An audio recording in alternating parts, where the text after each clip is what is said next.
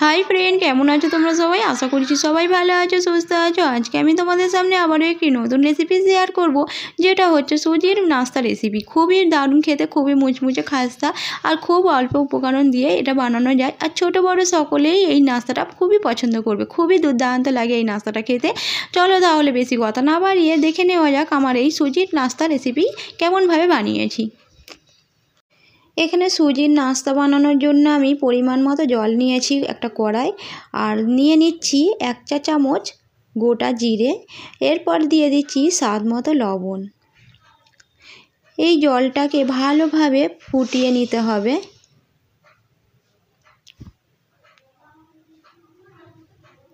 দেখো ভলকা দিয়ে উঠছে, বেশ ভালোভাবে ফুটিয়ে নিচ্ছি জলটা। এরপর দিয়ে দিচ্ছি 1 কাপ সুজি।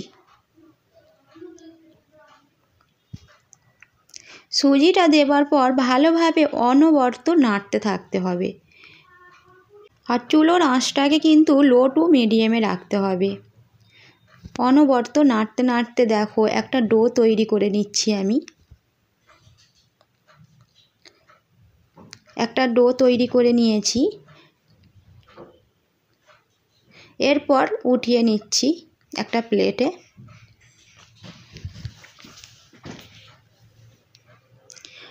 একটু ঠান্ডা হয়ে আসলে হাত দিয়ে একটু মাখিয়ে নিচ্ছি।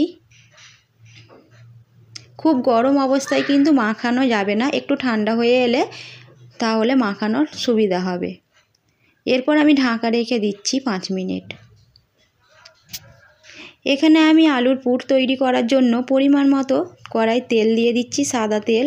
আর এখানে দিয়ে দিচ্ছি কুচি করা লঙ্কা, আর দিয়ে দিচ্ছি কুচি করা কাঁচা পেঁয়াজ, দিয়ে দিচ্ছি টমেটো কুচি। এরপর দিয়ে দিচ্ছি স্বাদ মতো লবণ, দিয়ে দিচ্ছি ধনে গুঁড়ো 1/2 চা চামচ, আর দিয়ে দিচ্ছি জিরে গুঁড়ো 1/2 চা চামচ, হলুদের গুঁড়ো 1/2 চা চামচ। এরপর গোলমরিচের গুঁড়ো 1/2 চা চামচ, আর দিয়ে দিচ্ছি সামান্য পরিমাণে লঙ্কার গুঁড়ো।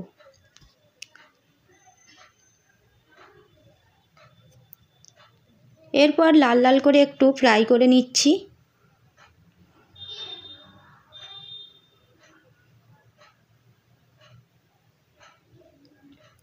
দেখো লাল লাল করে ফ্রাই করে নিয়েছি। আর এরপর এখানে আমি আগে থেকে সিদ্ধ করে রেখেছি একটা আলুটা আমি গ্রেট করে দিয়ে দিচ্ছি।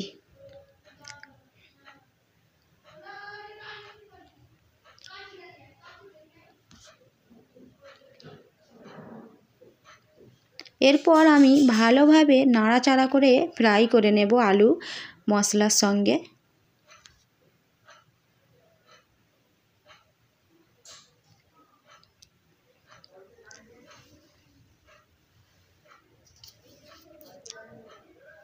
দেখো একটু লালচে লালচে হয়ে এসছে।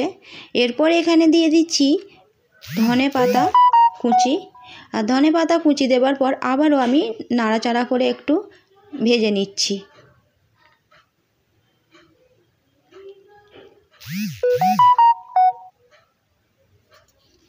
দেখো আমার আলুর ফ্রাই করা হয়ে গেছে। এরপর নামিয়ে নিচ্ছি আমি। আর এখানে সুজির ডোটা দেখো কতটা সফট হয়ে এসছে, তোমাদের দেখাচ্ছি। হাত দিয়ে আবার একটু মাখিয়ে নিচ্ছি এইভাবে।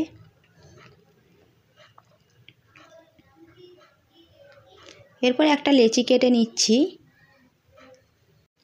এরপর হাত দিয়ে একটা বল তৈরি করে নিচ্ছি, বলের মতো মানে শেপ দিয়ে নিচ্ছি।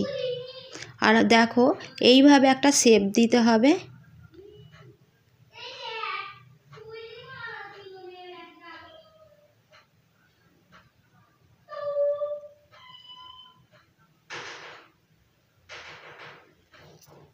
দেখো ভালোভাবে পাতলা মতো একটা শেপ দিয়ে নিয়েছি।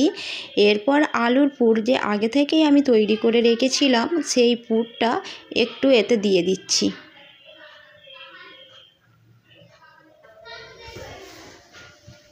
এরপর হাত দিয়ে ভালোভাবে চেপে চেপে মুখটা সিল করে দিচ্ছি, যাতে পুর না বেরিয়ে যায়। ভালোভাবে চেপে চেপে মুখটা সিল করে দিতে হবে।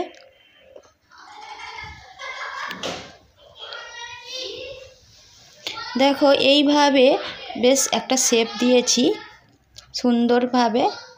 আবারও একটা তোমাদেরকে তৈরি করে আমি দেখাচ্ছি। একইভাবে এই রকম বলের মতো তৈরি করে নিচ্ছি প্রথমে, আবারও একটা শেপ দিয়ে নিচ্ছি।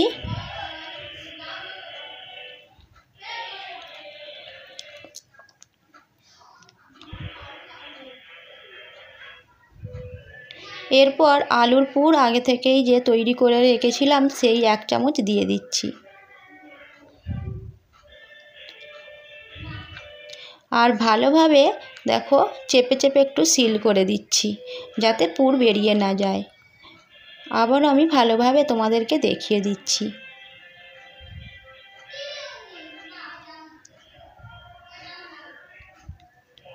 দেখেই বুঝতে পারছো কতটা সুন্দর হয়েছে। সবগুলো আমার নাস্তা তৈরি হয়ে গেছে একইভাবে।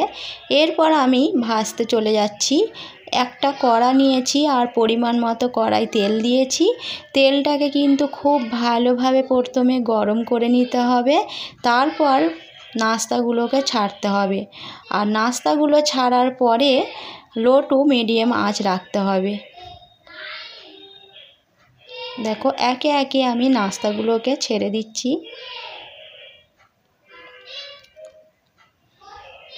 আর বেশ লাল লাল করে নাস্তাগুলোকে ভেজে উল্টে পাল্টে একটু ভেজে নিচ্ছি।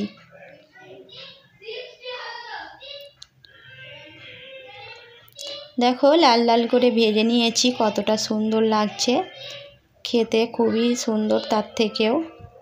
এরপর উঠিয়ে নিচ্ছি, নাস্তাগুলো সবই ভাজা হয়ে গেছে।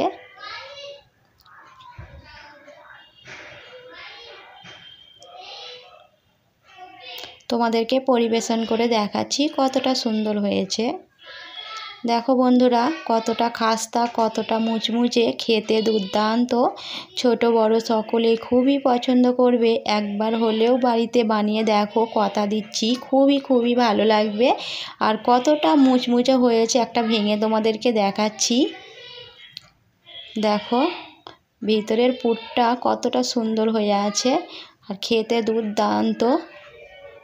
আশা করছি আজকের রেসিপিটি তোমাদের কাছে খুবই ভালো লেগেছে বন্ধুরা। একটা ছোট করে লাইক কমেন্ট করার অনুরোধ রইল। আর বেশি বেশি করে আমার ভিডিওটা শেয়ার করে দেবে। আর যারা আমার চ্যানেলে নতুন আছে তাদেরকে সাবস্ক্রাইব করার অনুরোধ রইল। ভালো থেকো, সুস্থ থেকো, সবাইকে ধন্যবাদ।